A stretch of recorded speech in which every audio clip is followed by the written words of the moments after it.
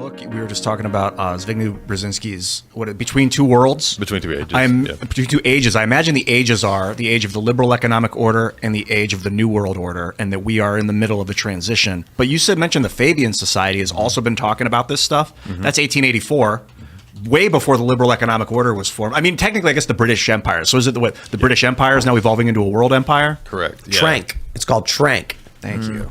So if I could ask you, sorry, I didn't mean just to grab the book on the Fabian, but we'll get into that. But I just wanted to ask you, Jay, because a lot of people have different kind of understanding and perspectives. Who do you see at the top of the pyramid here? I know that's a very kind of open-ended, generalized question and kind of hard to answer, but I don't know if... The Amish. That's what I'm talking about, dude. The AQ. No, I'm joking. The people that grow their own food. That's just a joke. Actually, you will get rated. You will get rated.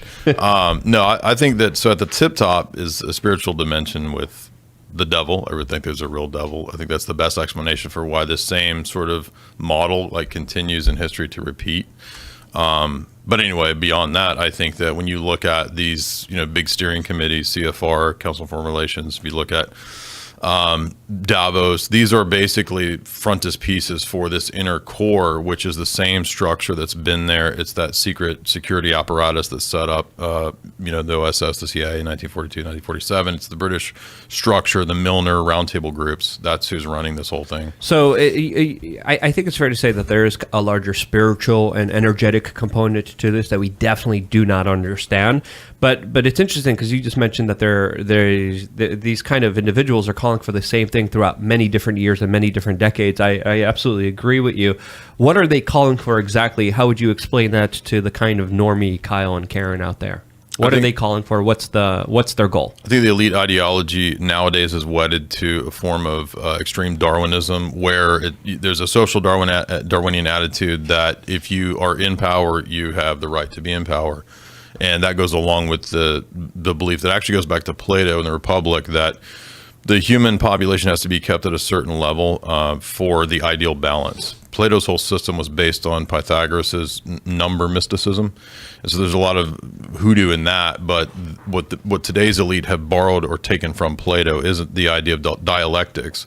And part of dialectics is that you have to do evil and good at the same time. Yeah, he also believed in problem reaction solution. That's where a lot of the larger kind of implementation of a lot of the programs that they do. Plato thinks that society should be controlled by a secret society that lies to the public. It's called the noble lie, and it's a loose kind of technocratic model. Even though he didn't believe, they didn't know about technology per se and the way that we do. In Plato's Republic, you have discussions of techne, which is the same idea. And the whole idea is that society should be run like a giant math program. And so Plato said the philosopher king goes and studies on a mountain for 30 years and learns math. And then he comes back and he impresses upon the city, on the society, the mathematical geometrical principles of an ideal state. That's what the Republic is. And then in later books, he says that actually it should just be run by an oligarchy. That is a secret society, right? Wow. So, yeah, and they have to lie to the public. And Plato was famous for eugenics, for this idea of keeping the population at a very sustainable level. And he even says that not to feed the plebes meat. They got to eat rice. They got to eat kibble. That sounds familiar. Yeah, I've heard that before. Yeah. That's Bill Gates' major pledge. Wow. And what they've been talking about at Davos. Continue. Go. We got to get the numbers down. Everybody's got to be eating some kibble. Kibble. Pretty much, that's what they have us eating, dog food. Hold on. Dog food is meat. No, not the Chinese-made stuff. There's a whole... well, hold on. I don't know what dog food you're getting for Atlas. No, I'm not getting the Chinese-made That's stuff. right. Good dog food is meat. A lot after World War II, they created dry animal food, dog and cat food. It used to be all meat, and then they're like, we need the meat for the troops, so let's create some new pharma thing, biopharma. I don't know what is in this bread that they're giving to cats. What do you think? Your cat's not supposed to be fat. It's fat because it's eating bread. And cats can't digest that stuff. They're carnivores. Feed your animals meat. Well, have you tried Beyond Kibble? I've got a new company called Beyond Kibble. So I used to. Plato's like one of my idols, but I just don't know a lot about him. Well, there's good and bad in Plato. Why would you have an idol that you don't know much about? Yo, he thought Klaus Schwab was a nice guy. Come on. I mean, I've always looked up to the idea of Plato because of platonic love, things like that. Like this concept that you can have brotherly love with humans is strictly platonic, apparently. So He's done a lot of good, but apparently, and I love the idea of him sitting with Socrates, who's tripping out, just saying the most crazy stuff, and he's writing it down. Yeah. Like, "Yo, I'm gonna this world's gonna remember this dude." So would you say like Plato is like the founding father of the Illuminati? Yeah, ultimately, that's a You're good talking way about to that put it. Jay-Z thing?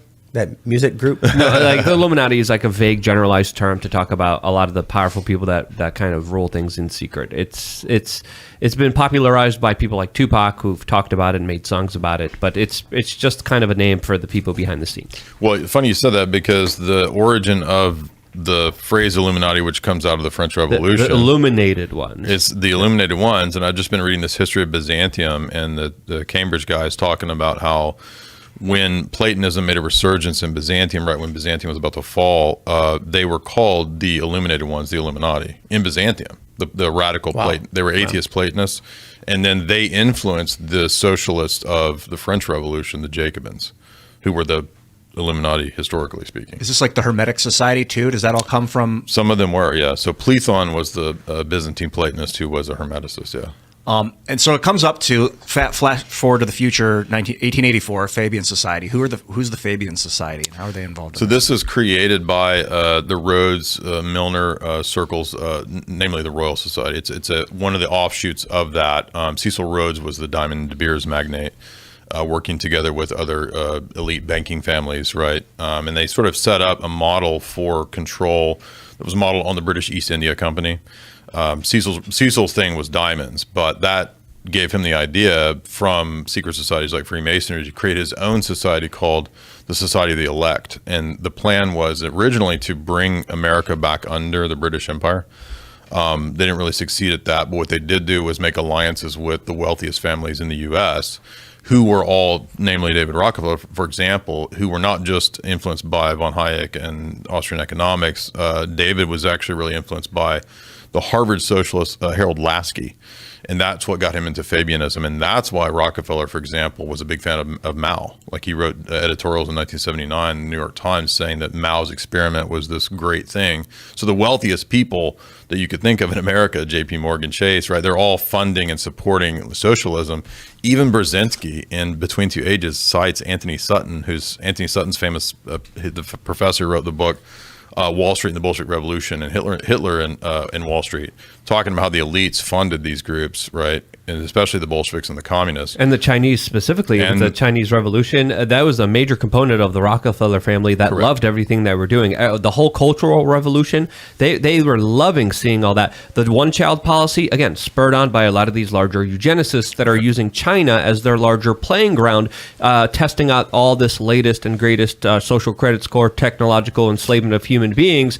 And a lot of people believe China is separate and a threat, when in reality, China has been taken over by a lot of the Western elites that are using it as a model for the world. As Klaus Schwab says, China is the world that we want to be envisioned. The model, yeah. Sorry, I cut you off because I just had a thought that I just so needed the Fabians are really just the ideologues who took Marxism and wanted to reform it. And their ideology was better. It was more successful, more useful than classical Marxism, because they were like, oh, the proletariat will rise up, and then proletariat just cares about going to lunch and eating their lunch pail, right? They're not interested in Marxist theory, right? So what the Fabians realized was that if we combine the Marxist revolution with big money, we could have a lot more effect. And that's precisely what they did. And so Beatrice Sidney Webb, George Bernard Shaw, they actually got to be really good buddies with a lot of the American industrialists and elites, and they influenced them, including Henry Ford, to be into forms of socialism.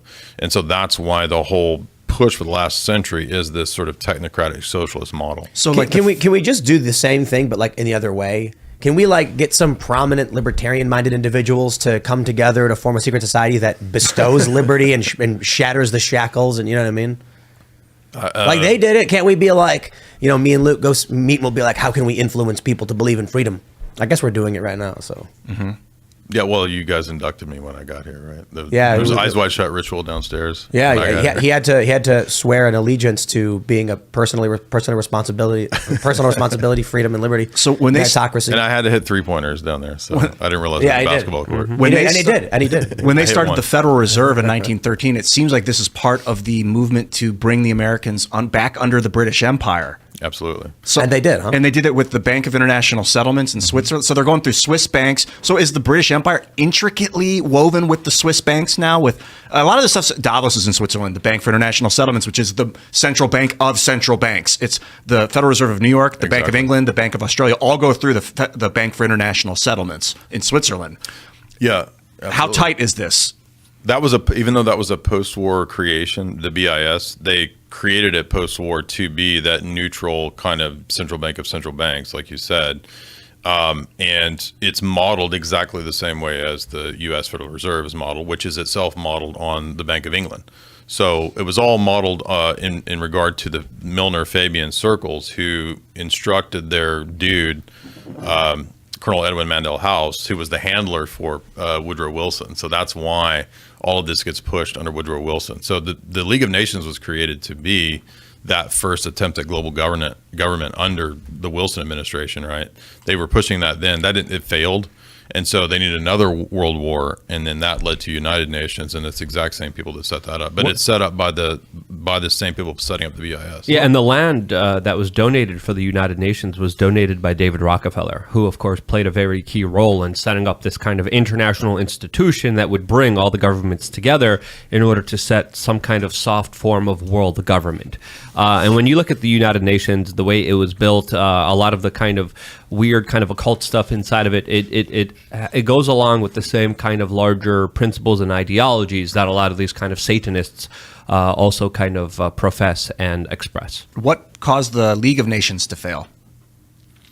It didn't have any military prowess, and at that time they weren't able to convince Americans to go along with it. So actually, Congress didn't go along with Woodrow Wilson's internationalism that he was pushing, but they did get the bank pushed at that time, right?